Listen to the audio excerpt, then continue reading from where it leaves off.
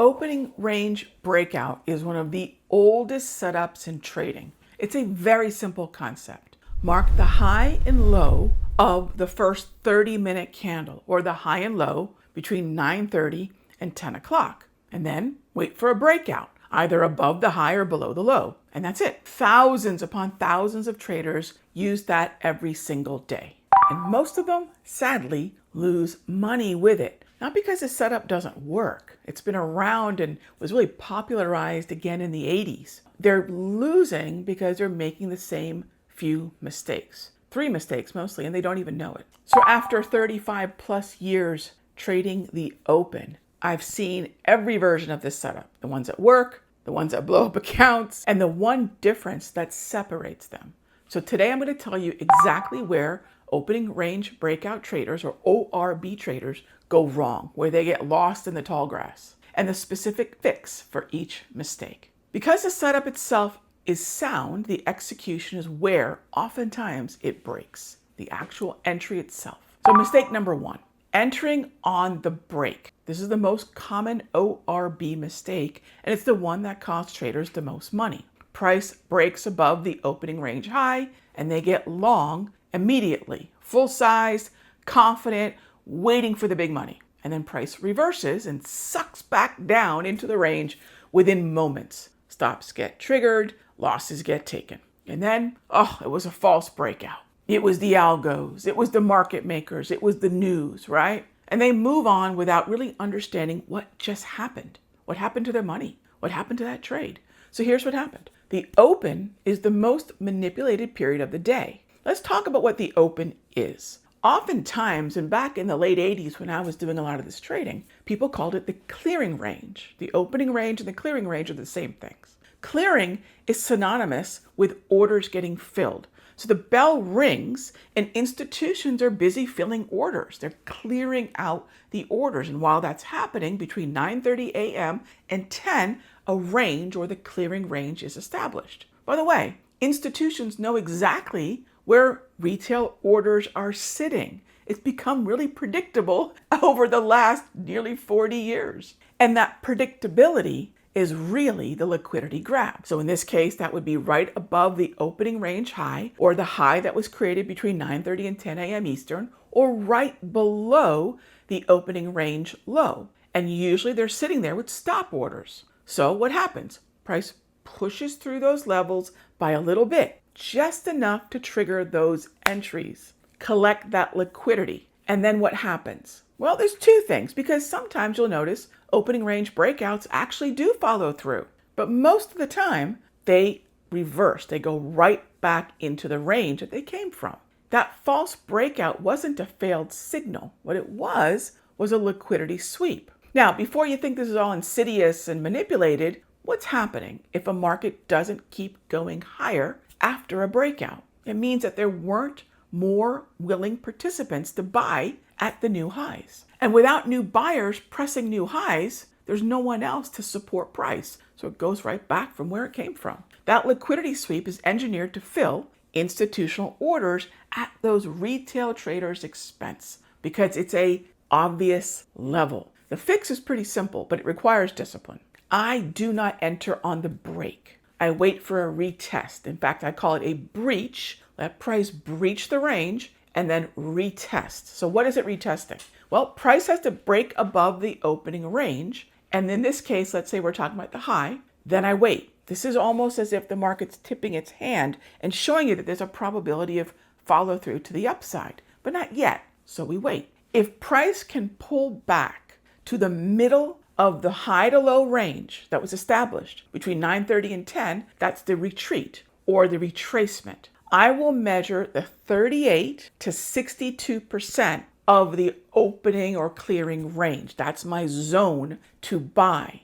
So it breaches, then it comes back to that level. And if it comes back and tests it, then that's the entry. Now the level, the bullishness, the buying support has been confirmed. Now, I'll never know, and we will never know, if institutions are done collecting orders, right? We'll never know that. But we do know that now we have a better risk reward having bought a retracement from inside that zone, and I can place my first target at the clearing range high. Now I know the move only has to retrace the steps that it's already been willing to make. That's a real trade for me. Breach and retreat, not break and chase. That one change alone will transform your opening range breakout results. But be aware, there will be, by design, fewer entries because really good trades are not coming every single morning.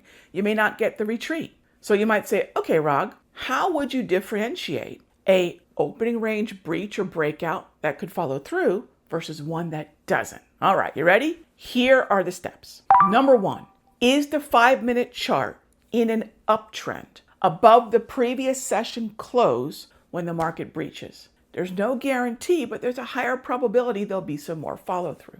If that's not the case, I won't expect follow through on the breach. If that isn't the case, I'll expect a retest or a retreat. If you want the exact pre-market checklist I use to prepare for the market every single day, it's available in the description. In fact, I'll share with you some of the indicators that I use that are available free on TradingView, and I'll give you the step-by-step that I look at each morning. All right, the second mistake, ignoring the overall trend. So I alluded to earlier that if there isn't an overall trend on that 5-minute chart, the likelihood of the breakout following through is going to be far, far lower. So the second mistake is a lot subtler. Traders find a clear ORB setup. They've looked at the high-low between 9:30 and 10 on that 5-minute chart, and there's been a breach. Market has pulled back into that 32 to 68%. The market has pulled back into that range of a 38 to 62% pullback. Everything looks right, and then traders enter. And then price starts to stall or chop sideways inside the range. And then it starts to sink even lower. The setup was technically correct. Waited for the breach, waited for the retreat. But why did it fail? Because the trader never asked the one question that matters most before any intraday trade. What is the overall trend actually doing on that 5-minute chart? Because if that intraday chart is already choppy or is in a downtrend or is below the previous session close, it's going to have a very difficult time attracting buyers to let it rally again. You're fighting the bigger picture. You're fighting the flow. And you might occasionally win fighting with the trend, but you're really trading against the overall psychology of that morning. And fighting trend and fighting the probabilities is a losing game. The fix is context, always. Context first. So before you start your day trading morning, make sure we're above key levels. Here's another great key level that you can keep an eye on. Anchor a 7 a.m. Eastern volume-weighted average price on your chart. Preferably, price will remain above that level after 9:35.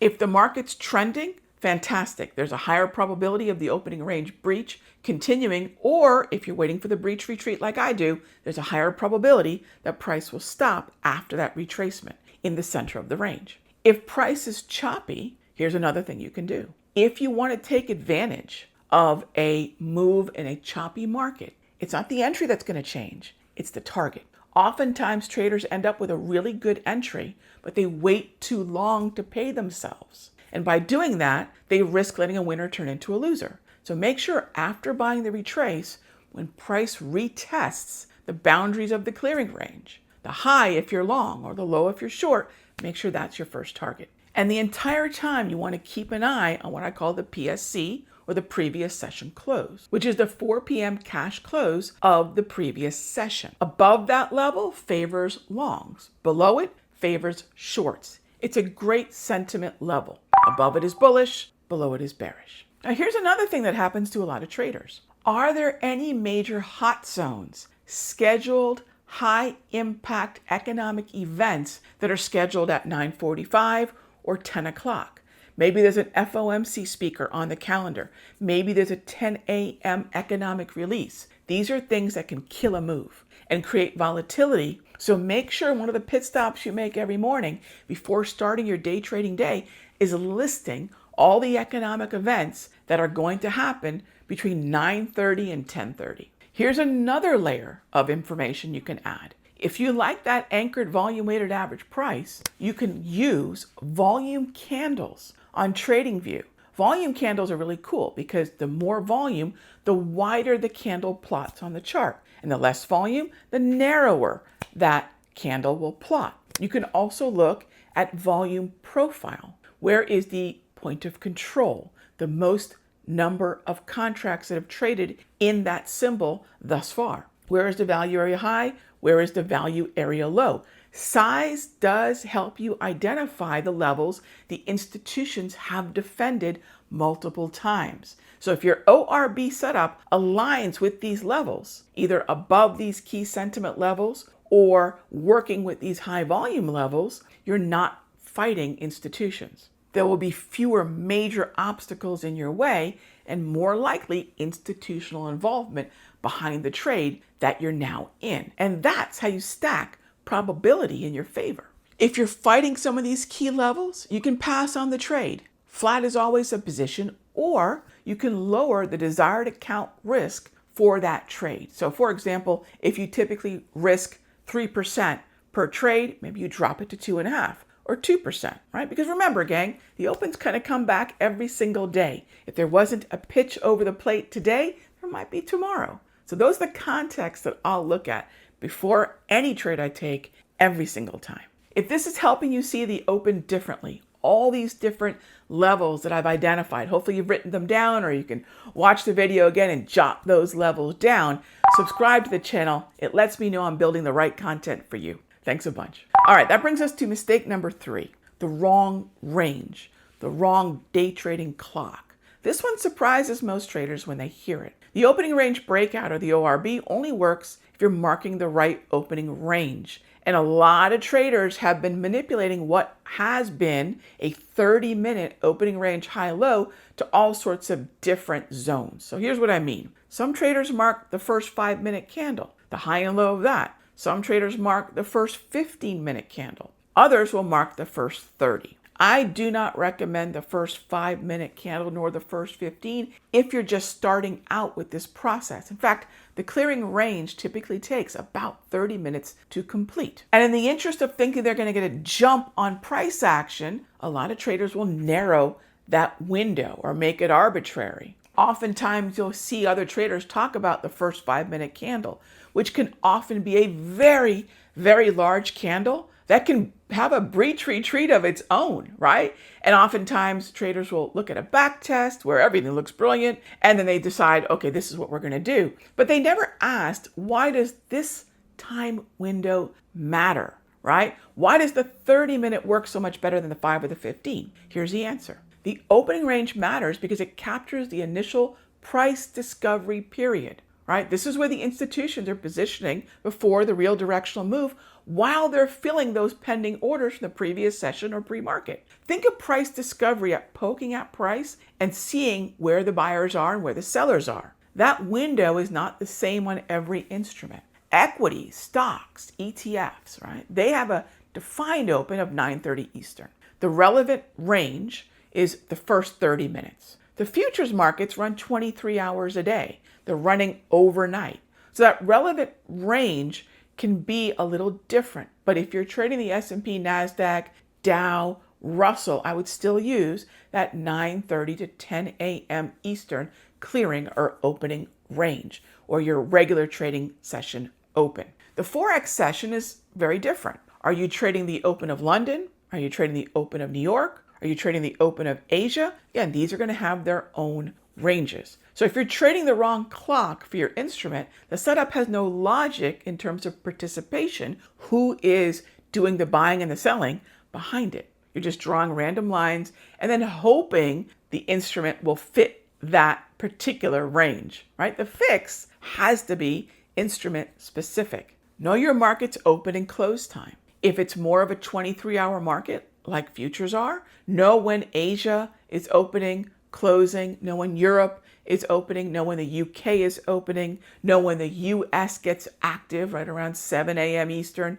right? Know which session open matters most for the symbol that you're trading. And know how long the initial range takes to form. Now there's 2 ranges, all right, that you can watch. There's the opening range, but there's also something called the initial balance that will happen between 9:30 and 10:30, and a lot of traders don't know to look for that. Because after 10:30, the initial balance overrides the opening range. So make sure you mark the high and low between 9:30 and 10, and also between 9:30 and 10:30. That second zone is known as institutional fair value, or the initial balance. And that's what watching the markets for almost 4 decades, watching these opens, that's what you'll start to see the rhythm of again and again and again. Every morning, every market has a rhythm. Learn yours. Here's the reality about opening range breakouts. It's not broken. It's just become predictable. And traders using it are breaking their bank, they're breaking their accounts by forgetting that they might really be a liquidity grab rather than taking advantage of a time-tested and popular approach. Entering on the break is ignoring the context, marking the wrong ranges, and not taking some of these basic levels that we've talked about in this video into consideration. 3 mistakes that have nothing to do with the setup itself and everything to do with understanding what's at play, who's at play, and the execution. Fix the execution and the setup works. It worked 30 years ago very differently than it works now. The open itself hasn't changed, but the predictability around retail traders doing the same thing has given institutions a very predictable zone of liquidity. Humans tend to be very rigid in what they expect is going to happen, right? Human nature hasn't changed. We're all kind of stubborn, or double mule, twice as stubborn, half as smart. And the institutions know this, and that's how they collect liquidity at the open. Learn to read it correctly,